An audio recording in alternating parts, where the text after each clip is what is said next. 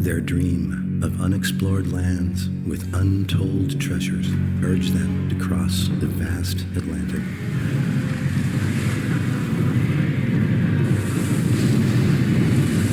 A new paradise awaited them, as did new dangers and pitfalls. The land was occupied, and the residents were loath to give it up to the interlopers. What followed was years of bloody war, as the newcomers fought to control the land they thought was rightfully theirs.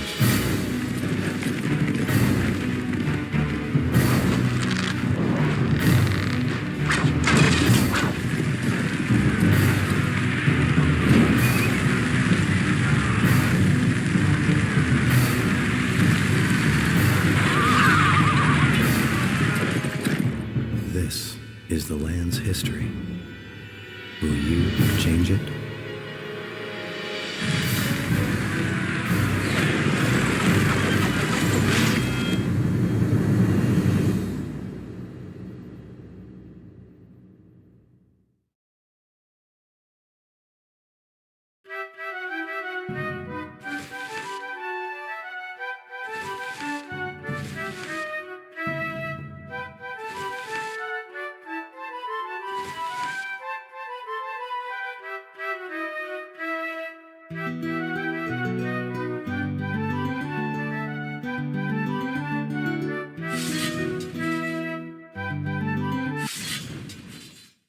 On the 3rd of August, 1492, an expedition of 3 ships left the port of Palos, fully equipped to search for a seaway to India. The expedition was led by Christopher Columbus, a man destined to go down in history as the discoverer of a continent previously unknown to the Europeans. The most striking fact of his voyage, however, is that Columbus was not actually seeking to discover new lands. He was looking for a sea route to the distant country of India, a land whose fabulous riches had been the subject of many a myth, which had kindled the fire of greed in the eyes of all men, regardless of whether or not they had previously been prone to avarice.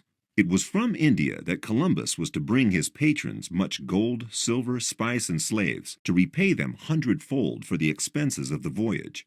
Much was invested into the expedition. Spanish Queen Isabella even had to pawn her diamond crown to cover the cost of the venture. The Spaniards had one major rival, King John II of Portugal, who was well aware of the impracticability of the plan Columbus had made. He knew the Spanish squadron would never reach India, but he was equally sure that the Genoese would discover hitherto unexplored lands in the west, and that these lands would for some time draw the court's attention away from searching for a route to India, which would buy him some time in the race for fabulous riches from overseas. Before turning to the Spanish crown, Columbus had already sought support from the Portuguese and been rejected. The fact was that the Portuguese king had already heard of America's existence, which had been testified to in numerous records of travels and explorations, and of possible new lands in the western region of the Atlantic as early as 1470. Some parts of America's Atlantic coast were marked on maps which a Portuguese navigator had compiled in 1452. After 1452, a large number of royal patents were issued to captains for some unknown islands in the Atlantic, authorizing them to seek out these lands and settle there. The Spanish crown was disturbed by the Portuguese behavior. From 1488 to 1495, Spanish spies in Lisbon were constantly sending reports to their rulers about Portuguese vessels secretly sailing off to the west. It was time to act. On the 12th of August, 1492, a fair wind carried Columbus's squadron out of the harbor, and he set a course for the American coast. On October 11th, he approached one of the isles in the Bahamian archipelago. Christopher Columbus raised the Spanish flag and declared the island to be located at the gates of India and the property of their royal majesties Isabella and Ferdinand. The details of the conquest were taken down by the expedition's notary, Rodrigo de Escobedo, in a document that declared the native islanders to be Castilian subjects. Columbus's ships then began to explore the shores of the New World, unaware of the dangers awaiting them at every turn. At Christmas, the flagship Santa Maria was wrecked on a coral reef. The explorers decided to set up a colony on the nearest island.